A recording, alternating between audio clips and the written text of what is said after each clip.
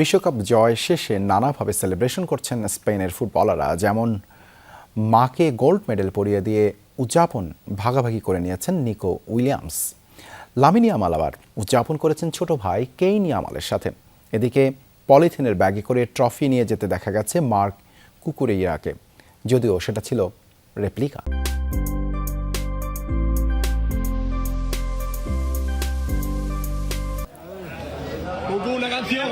যে ট্রফির জন্য এত লড়াই, এত সংগ্রাম, মার্ক কুকুরেইরা সেই ট্রফি নিয়ে যাচ্ছেন পলিথিনের ব্যাগে। ভাবা যায়,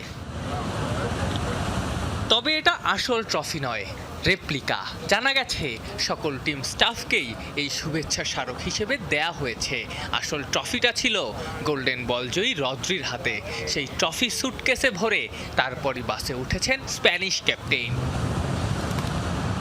স্পেনের দ্বিতীয় বিশ্বকাপ জয়ের সেলিব্রেশনে সবচেয়ে নজরকাড়া দৃশ্য ঘটিয়েছেন নিকো উইলিয়ামস। গোল্ড মেডেল নিয়ে বাকিরা যখন উদযাপনে ব্যস্ত, এই স্প্যানিয়ার্ড ছুটেছেন মায়ের কাছে। মাকে সেই মেডেল দিয়ে আনন্দ ভাগ করে নিয়েছেন। কেনই বা নেবেন না?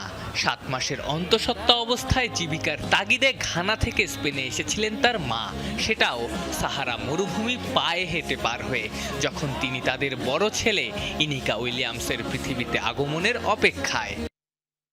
2024 ইউরো জিতেও মায়ের গলায় মেডেল পরিয়ে নিকো বলেছিলেন তিনি অনেক দ্রুত দৌড়াতে পারেন, কিন্তু তার মায়ের মতো না, কারণ তিনি মৃত্যুকে পিছনে ফেলে সাহারা পেরিয়েছিলেন।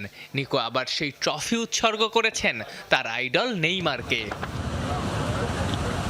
তবে সবচেয়ে মজার ঘটনা বোধহয় লামিন ইয়ামাল এবং তার ছোট ভাই কেইন ইয়ামালের। লামিন তখন ছবি তুলছিলেন, কেইন মাঠে নেমে তাকে খুঁজছেন। পরে দৌড়ে গিয়ে বিশ্বকাপ জয়ী ভাইকে জড়িয়ে ধরেন কেইন। কেইন সর্বপ্রথম আলোচনায় আসেন 2024 ইউরোতে। সেবার নিকোর সঙ্গে কেইনের খুনসুটি বেশ আলোড়ন ফেলে। এদিনও মাঠে বেশ আনন্দ করতে দেখা যায় ছোট্ট কেইনকে। ইয়ামাল তো বারবারই বলেছেন ছোট ভাইকে নিজের সন্তানের মতো দেখেন।